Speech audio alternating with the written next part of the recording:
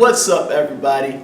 Welcome to season 2 of BookTube. I'm your host, Mr. Ahamad, and obviously I'm very excited about being here today.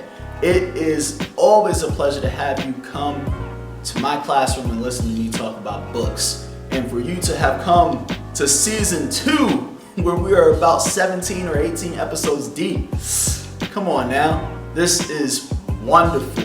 Before I tell you about the book that we're talking about today, I just want to say that as someone who did not classify or identify themselves as a reader growing up, as someone who didn't enjoy anything that wasn't high gloss, such as a comic book or a video game,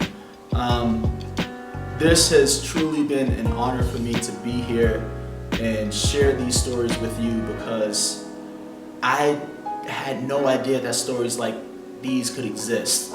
So everything that I share, they're all typically books that I love, stories that I'm fond of, and stories that I wish I had growing up, because it would have made reading, and even though I did well in high school, it would have made school a lot easier. It would have made college a lot easier to know that there was information out there tucked away in these stories that are so interesting. It would have taught me a lot about myself. It would have taught me a lot about growing up. And I just hope that what it is that I'm sharing here and now can do that for someone else, or prompt them to find stories that will help them. So thank you. With that said, I would like to pay homage and honor Toni Morrison by talking about The Bluest Eye today.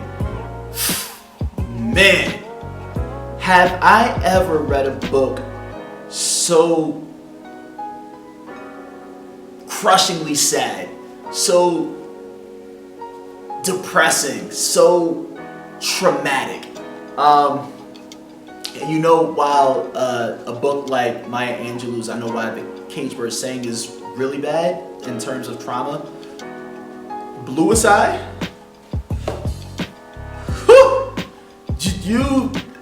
it's just, how much trauma do you want? How much trauma can you withstand? How long can you stay in the hurt and the pain to learn something? That's really what you gotta ask yourself before reading this book. The Bluest Eye is like, think of black movies. Think of the ones with female characters who have the most emotional weight, who have the toughest lines, who have the toughest arcs, the ones who are overlooked and who are suffering, the ones that make you want to turn away and get rid of the movie. Now take that, multiply it by 10, that's this book.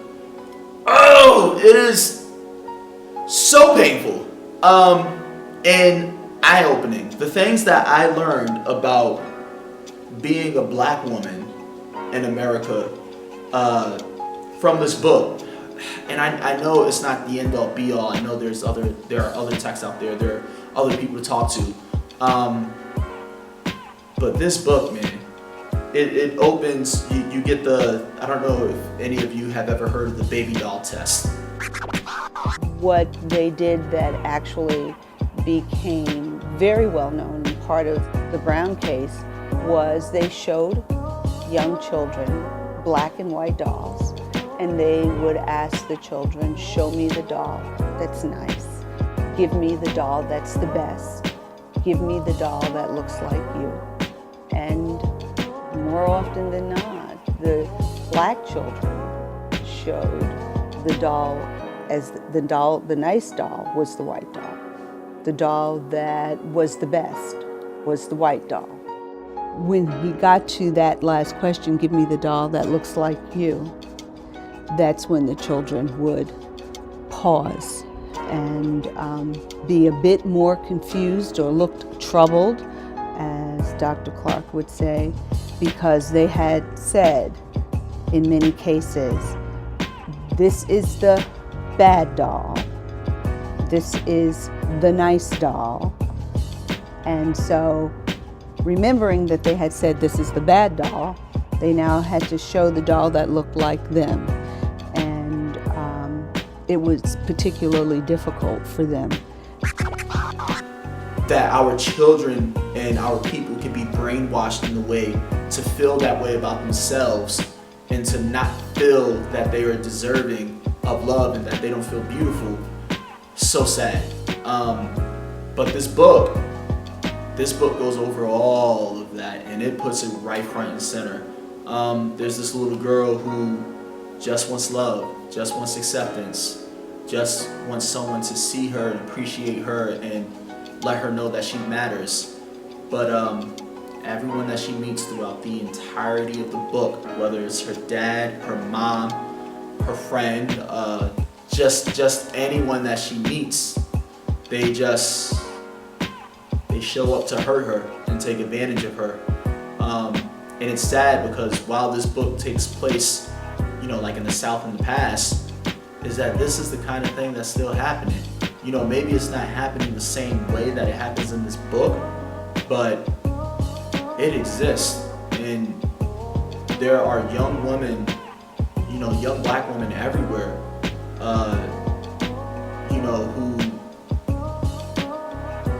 who have to justify their being and their beauty, and they have to prove that they're deserving of love.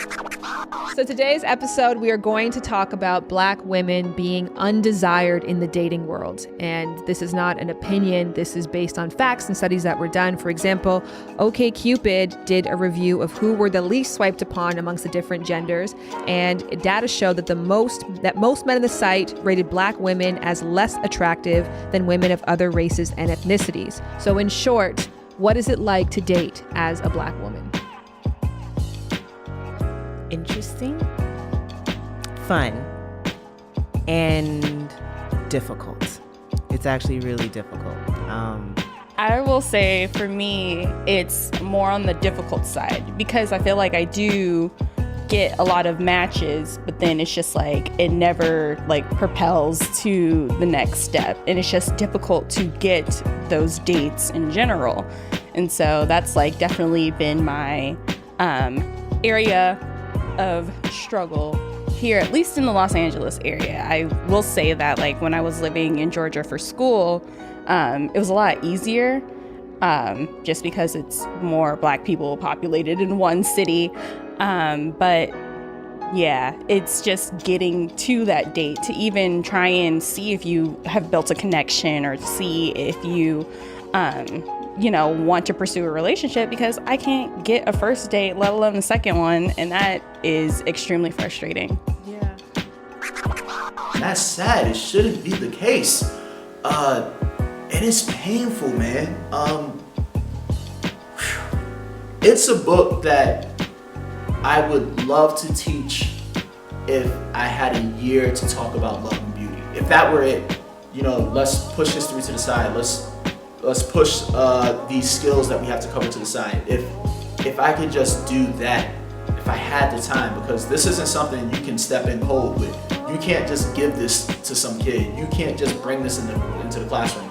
This needs pre-teaching, teaching during the reading, post-teaching, surveys, counseling. It needs all of that, because there's such a lack of control for this little girl, and you learn that it's a result of cyclical hurt. It's a cycle of pain, a cycle of hurting. There are characters who were taken advantage of in the past. There were characters who were lied to. There are characters who were made to look like fools, and they never learned how to deal with that pain. So when they birthed this little girl, she inherited the weight of that pain. It's man, it's so important to talk about how you're feeling. It's so important to deal with your emotions, your frustrations, and your traumas, because they'll come back. And they won't just come back to you, they'll come back to those who love you. You're gonna carry that with you, and it does area damage. It has a radiating effect. Bro, are you recording this? Bro, y'all, both of y'all get out. I'm not leaving. Right now. I'm not leaving. Bro, leave before I have to make you leave myself. You're not gonna hit me. Dog, I will slide you. I will Leave. slide What you. gonna do? You're not hitting me. You're not gonna Bro, hit both me. of y'all leave right now. Bro, you're not. Now get out. That ain't even hurt. Hey, delete that video, bro. Oh, bro, Yeah. what? Now get out. Wait, you did that by punching me? Yeah, pick him up You off the did that by couch. punching me? Yeah, peel Oh him my off of my gosh. couch right now. Wow. Bro, your hits are astounding. Yeah, both of y'all Oh my out. gosh, bro. And Morrison captured that masterfully. I think I said that right. She it's breaking my heart to talk about this. It's so beautiful, and while I really want to read more of Toni Morrison's work, especially now that she has passed, I'm scared, man. That stuff is hard to get through, and I don't know if I could put myself through it. Whew. Yeah. With all that said, I mean, I kind of already said it. You can't just give this book to anybody. You can't just walk in and read it. I tell you one thing, it's not going to be enjoyable. That's for sure. But if you want to learn, if you want to just get an idea of what it's like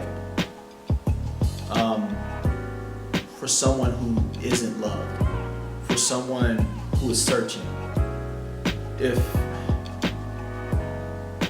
if you want to have a heart for those people, then yeah, you got to read The Bluest Eye.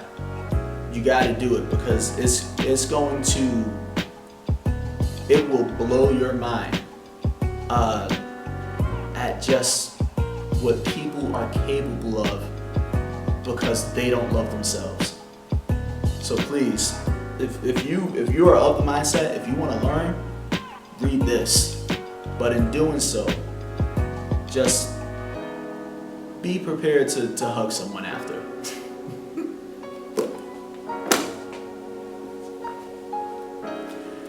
And Toni Morrison, rest in peace. You were a wonderful human being. Thank you for blessing the world with your work so that you may teach from beyond.